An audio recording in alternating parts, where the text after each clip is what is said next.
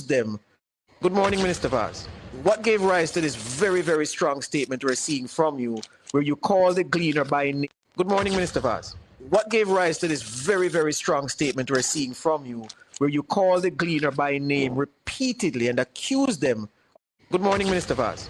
What gave rise to this very, very strong statement we're seeing from you, where you call the gleaner by name repeatedly and accuse them of partnering with the PNP in a bad mind campaign against the rural school bus program? That's not rocket science, George. If you look at the campaign from when the school buses were announced and the position that the PNP took and the PNP and the gleaner took, you'd have seen that it was a collaboration against the policy of the introduction of the school bus. So the gleaner and the PNP collaborated, is what you're saying? 100%. I want to ask you a question.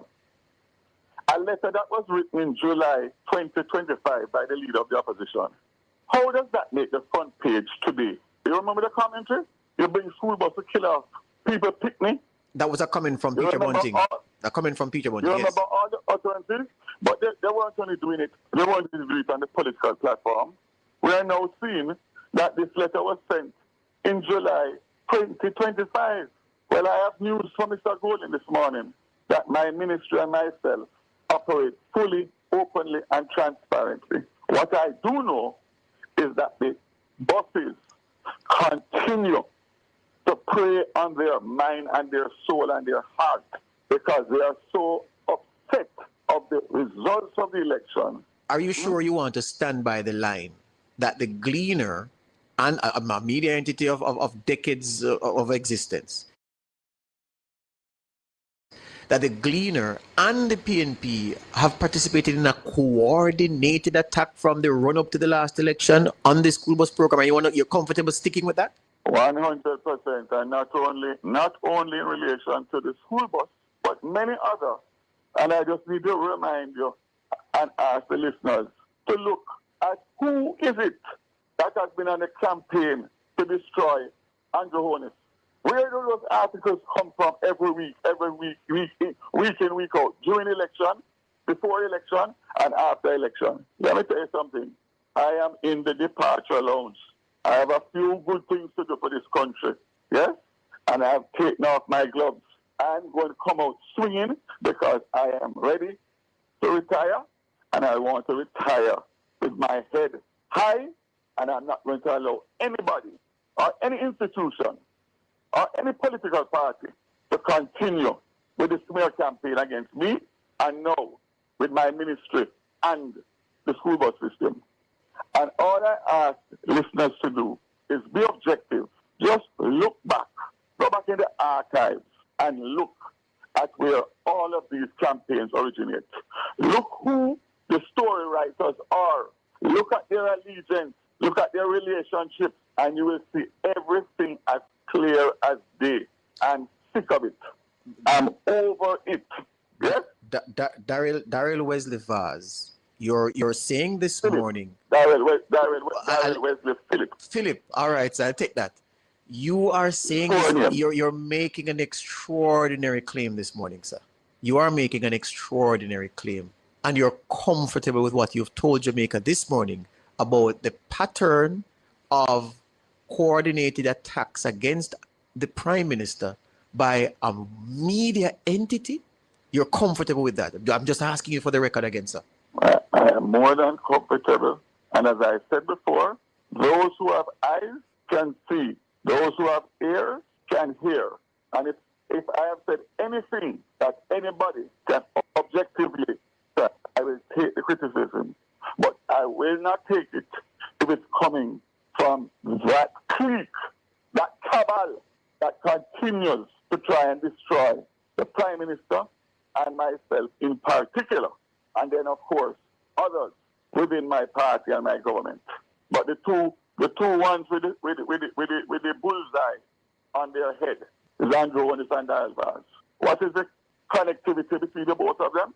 Both of us work hard, both of us perform, both of us are well liked, and both of us are politically very, very, very savvy.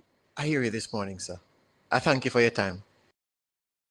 Blessed is the man that walketh not in the counsel of the ungodly, nor standeth in the ways of sinners, nor sitteth in the seat of the scornful.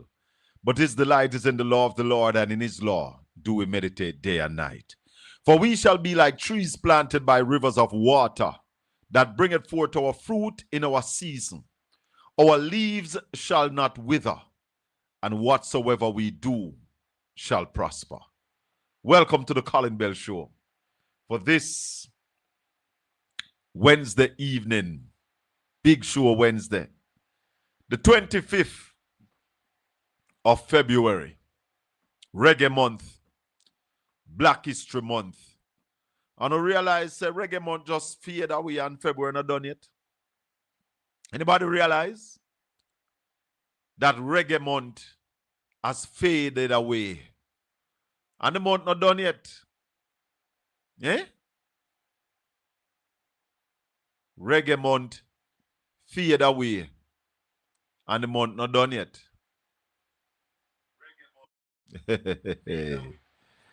May I tell you, people, you see, it's not easy out there. Not easy out there. What is going on in Jamaica is something that we have to look at seriously. Yeah, man. We have to look at it seriously. Because when you check the levels,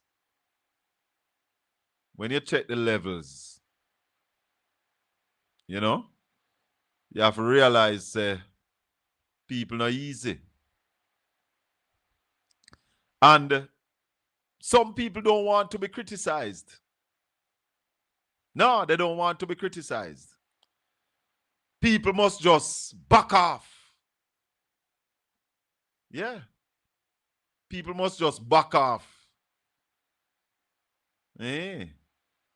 But we're not backing off. We're not backing off. Because this is our land. Our land is. And we now give it up to no guy. I'm telling you that.